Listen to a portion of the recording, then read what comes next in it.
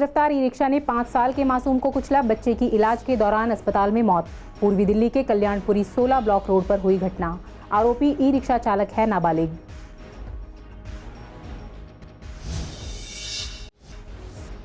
जाफराबाद में बुजुर्ग महिला की हत्या मामला, क्राइम ब्रांच ने एक और आरोपी को किया गिरफ्तार। कर्ज से छुटकारा पाने के लिए खाला की जान ली।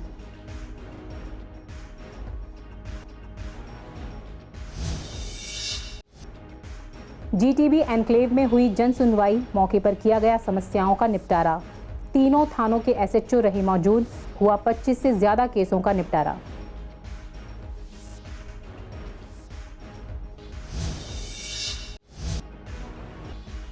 आनंद विहार से दिलशाद गार्डन तक बन रही एलिवेटेड रोड, निर्माण कार्य की वजह से घंटों जाम में फंस रहे लोग। एलिवेटेड रोड का काम पूरा होने में लगेगा साल भर का समय।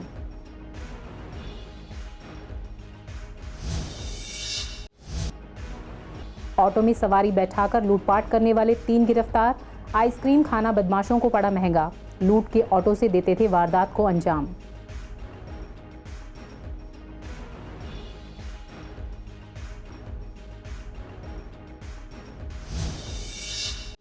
नमस्कार, स्वागत है आप सभी का। आप देख रहे हैं पूर्वी दिल्ली खास। मैं हूं पूनम। वक्त हो चला है बुलेटिन का। रुख करते हैं खबरों की ओर। पूर्वी दिल्ली के कल्याणपुरी में ई रिक्शा का कहर देखने को मिला। 5 साल का मयंक अपने घर से अपने दोस्त के पास खेलने निकला था, तभी तेज रफ्तार ई रिक्शा ने मासूम को कुचल दिया, जहां उसकी इलाज के दौरान लाल बहादुर अस्पताल में मौत हो गई। फिलहाल इलाके के लोगों ने ई रिक्शा और नाबालिग ड्राइवर को थाना कल्याणपुरी पुलिस को सौंप दिया। पुलिस मामले की जांच कर रही है। उधर जब हमारे संवाददाता ने ई रिक्शा के ड्राइवर से बात की तो उसका कहना है कि उससे गलती से यह हादसा हो गया। आपको बता दें कि इस नाबालिग ड्राइवर के पास कोई ड्राइवर लाइसेंस तक नहीं है। सर, हमारे बच्चे से बाहर खड़ा हुआ था, इसका बहुत तेज में था वो, और गाना गा रखा था उसमें। कम से वो ये 3-4 यहाँ से लेकर 15 फुट की दूरी में था बच्चा हमारा। वहाँ से रिक्शा बहुत तेज लेके आ रहा था और बच्चा हमारा कोने में था। उनको ना रोड बहुत खुला रोड मिला हुआ था उसको, पर उस रोड में नहीं चला उसने कोने से निकाला रिक्शा, तो कोने से क्यों उड़ा दिया बच्चे को। मेरे लड़की बच गई, मेरी लड़का मेरा दब गया, मर गया, एकदम तोड़ दिया। कौन सा ई रिक्शा था? हाँ, रिक्शा वो सामने खड़ा हुआ। कितनी उम्र है बच्चे की? कितनी उम्र है बच्चे की? बच्चे की उम्र 4.5 साल की है। क्या नाम है बच्चे का? मैन के नाम है। हाँ, ये तेज चलाते हैं, बहुत तेज चलाते हैं। कोई नहीं देखते बच्चा कौन है, बुढ़िया कौन है, कौन कहाँ चल रहा है, कहाँ नहीं है। ये हर रास्ते होते रहते हैं, बहुत तेज चलाते हैं। मेरा बच्चा घर के बाहर खेल रहा था, तो वो काफी तेज आया रिक्शे वाला। बहुत तेज था, साथ में मेरी बेटी भी थी उसके साथ, उसको कुछ नहीं हुआ उसको। अच्छा, बेटे का नाम क्या था? कितनी उम्र थी बच्चे की? 4.5 साल का था मेरा बच्चा। जाफराबाद में बुजुर्ग महिला की हत्या मामले में क्राइम ब्रांच ने एक और आरोपी को गिरफ्तार किया है। आरोपी 20 साल का अजमल अंसारी नॉर्थ गोंडा का रहने वाला है। स्पेशल सीपी रविंद्र यादव ने बताया कि वारदात के बाद क्राइम ब्रांच की ईस्टर्न रेंज 3 टीम ने घटनास्थल का दौरा किया और आसपास लगे सीसीटीवी कैमरों की फुटेज खंगाली। फुटेज में 5 अज्ञात लोग पीड़ित के घर की ओर आते दिखे। आरोपी इसी इलाके के रहने वाले थे। मुखबिरों की सूचना मिली कि वारदात में शामिल अजमल हुलिया बदलकर इलाके में रह रहा है। टीम ने छापा मारकर आरोपी को दबोच लिया। पुलिस पूछताछ में अजमल ने खुलासा किया कि जाहिद और शाहिद दोनों जुड़वा भाई अपनी खाला मृतका शमीमा बेगम के घर में रह रहे थे। दोनों ने महिला से 10 लाख रुपए उधार लिए थे, जिन्हें वे वापस नहीं कर पा रहे थे। मृतका ने उन पर उधार के पैसे वापस करने का दबाव डालना शुरू कर दिया था। कर्ज से छुटकारा पाने के लिए जाहिद और शाहिद ने अपनी खाला की हत्या करने की साजिश रची। इसके लिए उन्होंने अजमल, नाजिम और रंजीत से संपर्क किया और घर में लूटपाट कर शमीमा बेगम की हत्या करने की योजना बनाई। पुलिस और परिवार को गुमराह करने के लिए जाहिद मौके पर ही रहा और उसने अजमल, नाजिम और रंजीत को अपराध के दौरान उसे भी पीटने का सुझाव दिया, जिससे किसी को शक न हो। उन्होंने पहले आसपास के इलाके में रेकी की। नाजिम घर के बाहर नजर रख रहा था। आरोपी अजमल मृतका के घर की बाहर से रखवाली कर रहा था। रंजीत और बाकी सह आरोपियों ने घर में घुसकर शमीमा बेगम की चाकू मारकर हत्या कर दी और वहां लूटपाट की। जाहिद और शाहिद से मृतका के करीबी रिश्तेदार होने के नाते पुलिस पूछताछ कर रही थी, लेकिन उन्होंने घटना के बारे में कुछ भी खुलासा नहीं किया। वह लोकल पुलिस को गुमराह करते रहे। इसके बाद अजमल के खुलासे के बाद में क्राइम ब्रांच ने लोकल पुलिस को बताया। इसके बाद पहले से गिरफ्तार जाहिद, शाहिद और नाजिम से पूछताछ की गई और उन्होंने अपना गुनाह कबूल किया। पूर्वी दिल्ली के जीटीबी एनक्लेव इलाके में आज जन सुनवाई की गई, जिसमें तीनों थानों के एसएचओ मौजूद रहे। इस जन सुनवाई में लोगों की समस्याओं को सुना गया, साथ ही उसका निपटारा भी किया गया। बताया गया कि कुछ लोगों के मामलों का निपटारा मौके पर ही कर दिया गया। आपको बता दें कि फैमिली डिस्प्यूट, पड़ोसी का झगड़ा और जिस कंप्लेंट पर कोई कार्रवाई नहीं हुई, ऐसे मामलों को आज जन सुनवाई में सुना गया। इस दौरान 25 से ज़्यादा केसों का निपटारा हो जाने की बात कही जा रही है। आज की जन सुनवाई में लगभग 25-30 लोग आए थे, तीनों थानों से मिलाकर। समस्या आमतौर से लोगों का कुछ पड़ोसी झगड़े हैं, कुछ फैमिली डिस्प्यूट हैं, प्रॉपर्टी डिस्प्यूट हैं, तो जिसका तो तुरंत निपटारा हो सकता है, दोनों पार्टियों को बुला के उनका कंप्रोमाइज़ करा देते हैं। बाकी जिसमें लॉन्ग टाइम लगेगा, एक्शन अवेटेड है, तो कंसर्न एसएचओ को डायरेक्शन दे दी गई है ताकि उनको थाने में बुला के परस्यू कर लें। जन सुनवाई के लिए हम जितने भी हमारे पास थानों में कंप्लेंट्स आती हैं ना, हम उनके कंप्लेनेंट्स को एडवांस में इंटीमेट करते हैं कि जन सुनवाई है, वहाँ पर आइए और उनकी सुनवाई करके और उसका हाथ के हाथ निपटारा करने की कोशिश की जाएगी। तो जो लोग आ जाते हैं उनका हम कोशिश ये करते हैं कि प्रायोरिटी पे उनकी समस्या का निवारण हो सके। देखो, अब तो ये काफ़ी टाइम से, कई सालों से चल रहा है और ये एक रूटीन है कि हम अपने सब डिवीजन में जैसे 3 थाने हैं तो टर्न वाइज एक एक थाने के क्षेत्र में हम करते हैं। और ये नहीं कि उस जन सुनवाई में उसी थाने क्षेत्र के लोग बाग आएंगे, पूरे सब डिवीज़न के पूरे तीनों थाना क्षेत्रों के लोग बाग वहाँ आके और अपनी अपनी समस्याएं बताते हैं। आनंद विहार इलाके में एक एलिवेटेड रोड बनाई जा रही है। यह रोड आनंद विहार से सीधा दिलशाद गार्डन तक पहुंचेगी। इस काम को पूरा करने में करीब 1 साल का समय लगेगा। आपको बता दें कि इस काम के चलते लोगों को काफ़ी दिक्कतों का सामना करना पड़ रहा है। आनंद विहार से जो लोग सीमापुरी या फिर सूरजमल विहार आने के लिए आनंद विहार फ्लाईओवर का इस्तेमाल कर रहे हैं, उन्हें पहले जाम से जूझना पड़ता है। यहाँ लग रहे जाम की वजह से लोगों को काफ़ी दिक्कत हो रही है। लोगों को घंटों जाम में खड़ा रहना पड़ता है। दिल्ली सरकार ने भले ही जनता के लिए एक तोहफा दिया हो, आप देख सकते हैं कि साफ तौर पर ये जो रास्ता है, ये जो पूरा फ्लाईओवर बन रहा है, ये एलिवेटेड रोड का पूरा फ्लाईओवर तैयार किया जा रहा है। लेकिन आपको ठीक सामने बता दूं कि आनंद विहार से अगर दिलशाद गार्डन की तरफ जाना है या फिर सीमापुरी की तरफ जाना है तो यहाँ पर लोगों को काफ़ी दिक्कतों का सामना करना पड़ रहा है। वहीं मैं अपने कैमरामैन को कहूँगा कि आप पूरा रास्ता दिखाएँ। ये देखिए, आप देख सकते हैं किस तरीके से यहाँ पर लोगों को जो आनंद विहार से सीमापुरी की तरफ जा रहे हैं या फिर दिलशाद कॉलोनी की तरफ जा रहे हैं, उनको जाम से रूबरू होकर ही यहाँ से जाना पड़ता है। वीडियो जर्नलिस्ट ललित के साथ मोहित शर्मा, CCN लाइव, दिल्ली। लूट की वारदात को अंजाम दे फरार होने के बाद बदमाशों को आइसक्रीम खाना महंगा पड़ गया। आइसक्रीम खाने की शौक ने बदमाशों को जेल की सलाखों के पीछे पहुंचा दिया। पूर्वी जिला पुलिस ने ऑटो में सवारी बैठाकर लूटपाट करने वाले 3 बदमाशों को यूपी के एटा से गिरफ्तार किया है। जिस ऑटो को लूट के लिए इस्तेमाल करते थे वह भी लूट का ही था। गिरफ्तार आरोपियों में विजय सोलंकी, आकाश और हरिओम शामिल हैं।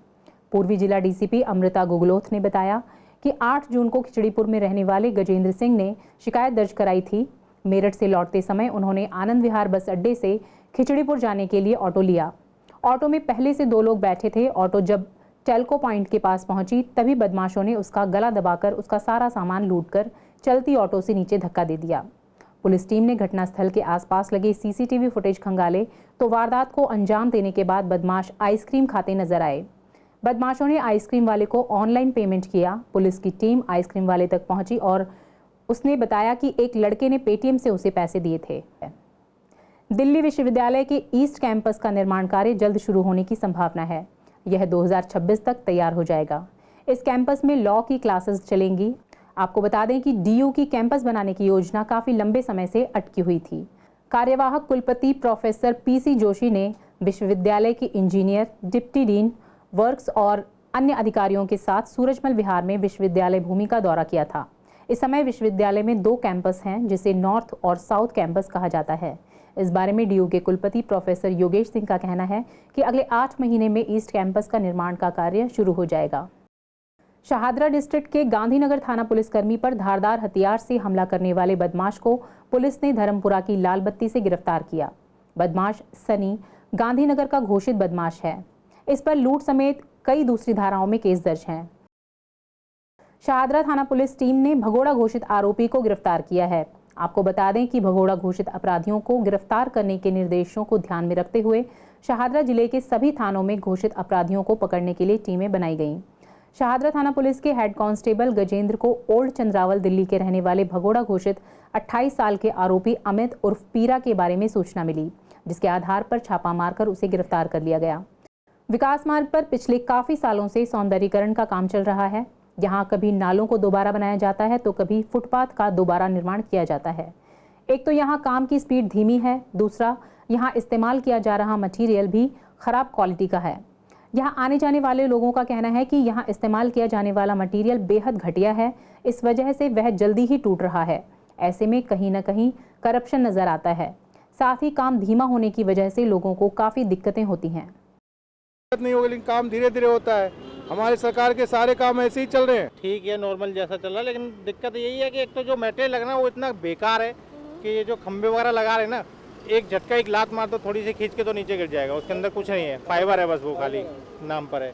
जो मार्केट एरिया में तो आने में फिर दिक्कत होगी ना, जहाँ पे अंडर कंस्ट्रक्शन है तो वहाँ कैसे आदमी पैदल निकले, कहाँ अपना बाइक वगैरह लगाए, उसकी भी प्रॉब्लम है। मतलब काफ़ी सारी प्रॉब्लम, गंदगी वगैरह भी बहुत ज़्यादा हो रही है, सारी चीज़ें फेस करनी पड़ रही है। बताइए, वही परेशानी है और क्या है। यहाँ पे सारे फाइबर के हैं, ये इन्होंने लोकल माल लगाया हुआ है, यहाँ पे बेकार माल लगाया हुआ है।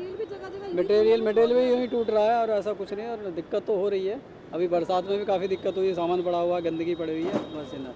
रेल विभाग अपने यात्रियों को यूं तो सभी सुविधाएं देने की बात करता है, लेकिन जब बात उनके सामान की सुरक्षा की होती है तो जगह जगह लिख दिया जाता है कि अपने सामान की रक्षा स्वयं करें।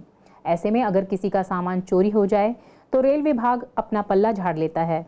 एक मामले में अब कोर्ट ने भी यही कहा है कि अगर रेल यात्रा के दौरान आपका कोई भी सामान चोरी हो जाता है तो इससे रेल विभाग का कोई मतलब नहीं होगा, न ही रेल विभाग इसका कोई मुआवजा देगा। इस मुद्दे पर हमारी संवाददाता सोनिया शर्मा ने जनता से बात की। लोगों का कहना है कि ये फैसला सही हो सकता है, लेकिन यात्री अगर ट्रेन में बैठ रहे हैं तो जिम्मेदारी रेल विभाग की भी बनती है, क्योंकि टिकट लेकर इंसान ट्रेन में सफर कर रहा है तो कहीं ना कहीं रेलवे विभाग को भी जिम्मेदारी लेनी चाहिए। आज रेलवे का एक सर्कुलर जारी हुआ है सुप्रीम कोर्ट की तरफ से कि रेल यात्री जो यात्रा करते हैं उसमें अगर किसी का सामान चोरी हो जाए तो उसमें रेलवे जिम्मेदार नहीं है। ये बात बिल्कुल फैक्ट है, क्योंकि अगर कोई यात्री मान लो 50,000 10,000 कैश या कोई सोना लेके जा रहा है, अगर उसका चोरी हो जाता है, वो उसकी समझदारी से या बेवकूफ़ी की वजह से कोई चोरी होता है तो उसमें रेलवे जिम्मेदार कहीं से कहीं तक नहीं हो पाता है। उसके लिए यात्री जो भी सामान लेके आता है उसका स्वयं जिम्मेदार है और उसको इस चोरी के प्रकरण में या सामान चोरी में तो खुद ध्यान रखना है, ना कि सरकार को ध्यान रखना है। बच्चे हों बड़े हों जो भी हो, अपनी सार्थक के अनुसार सेवा करें और रेलवे के साथ जा रहे हैं तो रेलवे के साथ भी पूरा सहयोग करें। इस कोर्ट ने जो निर्णय लिया है कि रेलवे में लोग कैश ले जाते हैं और कीमती सामान ले जाते हैं, अगर वो चोरी होता है तो उसकी जिम्मेदार रेलवे नहीं होगी। ये बिल्कुल सही निर्णय है, क्योंकि लोग आजकल ऑनलाइन पेमेंट कर सकते हैं, लेकिन लोग 2 नंबर के पैसे कैश में लेके जाते हैं और ये गलत है। पूर्वी दिल्ली की विवेक विहार थाना पुलिस ने एक शराब तस्कर को गिरफ्तार कर उसके पास से अवैध शराब की 180 से ज्यादा बोतलें बरामद की हैं। आपको बता दें कि पुलिस को सूचना मिली थी कि एक आरोपी काफी मात्रा में शराब लेकर इलाके में आ रहा है। पुलिस ने जाल बिछाया और चेकिंग अभियान शुरू किया। सुबह 5:30 पर एक अज्ञात स्कूटी पुलिस को नजर आई। पूछताछ में वह स्कूटी के कागजात नहीं दिखा पाया। पुलिस ने चेकिंग की तो उसके पास से करीब 180 क्वार्टर अवैध शराब बरामद हुई। पूछताछ में उसने बताया कि वह हरियाणा से शराब की पेटी लेकर आया था और वह कस्तूरबा नगर इलाके में अवैध शराब को बेचना चाहता था। आरोपी के पास से एक स्कूटी और 180 अवैध शराब की बोतलें बरामद हुई हैं। बस स्टैंड की बात की जाए तो कई बस स्टैंड आज भी जर्जर हालत में हैं, जहां खड़े होकर बसों का इंतजार करना काफ़ी मुश्किल होता है। अगर बात गगन विहार के बस स्टैंड की करें तो यह भी काफ़ी बुरी हालत में है। यात्रियों का कहना है कि इस बस स्टैंड की छत इतनी जर्जर है कि कभी भी आंधी या तेज़ हवा से गिर सकती है। इतना ही नहीं, इस बस स्टैंड पर कोई बोर्ड भी नहीं लगा है जिससे बसों या स्टैंड से जुड़ी कोई जानकारी मिल सके। नए लोगों को पता ही नहीं होता कि यहाँ कौन सी बस मिलेगी। ख़राब है नेचुरली, कई बार बस यहाँ रुकती भी नहीं है। मतलब लगता है कि होनी चाहिए थोड़ी सी सही। वही दिक्कत होती है कि मतलब पानी आता है और वो कई बार तो पेड़ गिर जाता है, वो भी है। एक बार तो ये पेड़ ही गिर गया था। नहीं, परेशानी टूटा हुआ है ना, इसको ठीक करना चाहिए। ठीक भी करना है, क्या पता बाद में गिर भी जाए। तो बरसात में आदमी रुक कैसे पाएंगे, वही दिक्कत। नहीं रुकती, कभी का रुक जाते। धूप तो लग नहीं है, क्या पता आंधी तूफान है, गिर जाए, टूटा फोड़ा है, इसको सही होना चाहिए। यहाँ जैसे रुकती है, कोई नंबर देख लेते हैं और क्या करेंगे। हाँ, किसी से पूछ के कहाँ जाना है, पूछ के चढ़ बढ़ जाते हैं और क्या। काफ़ी टाइम से ऐसी है, डेंजरस है, और यहाँ आने में हमेशा रिस्क रहता है कि कोई भी मिस हैपनिंग हो सकती है, लेकिन कोई ध्यान ही नहीं देता। पूरी सीट है, कई बार तो आंधी आती है तो बड़ा हमें डर लगता है। ये जो पेड़ एक बार गिर भी चुका था, पूरी सड़क ब्लॉक हो गई थी, लेकिन कोई इस पर एक्शन ही नहीं लेता। हमने पेपर में भी निकलवाया बल्कि इसका, फिर भी कोई एक्शन नहीं हो रहा है इसका। वो तो एक्चुअली बसों को पता है कि वही हमारा जो रूट है तो वो तो रुक ही जाती है। ये तो जिस दिन कोई इसके नीचे दब जाएगा तब लोगों को समझ आएगी कि कोई क्या होता है, इतने कोई ध्यान नहीं देता। अच्छा होना चाहिए भाई, ये छत अच्छी सी डली हो, प्रॉपर होना चाहिए जी, कि स्टैंड बंदा खड़ा हो तो उसे गर्मी तो नहीं लगे, थोड़ी छाया तो होनी चाहिए। तो ये तो सब टूटा फटा पड़ा, ये पहले थी पर अब तो सब खत्म हो गई, काफ़ी टाइम से नहीं है, जब से बारिश की वजह से ना। फिलहाल इस बुलेटिन में इतना ही। आगे खबरों के लिए बने रहिए CCN के साथ। नमस्कार।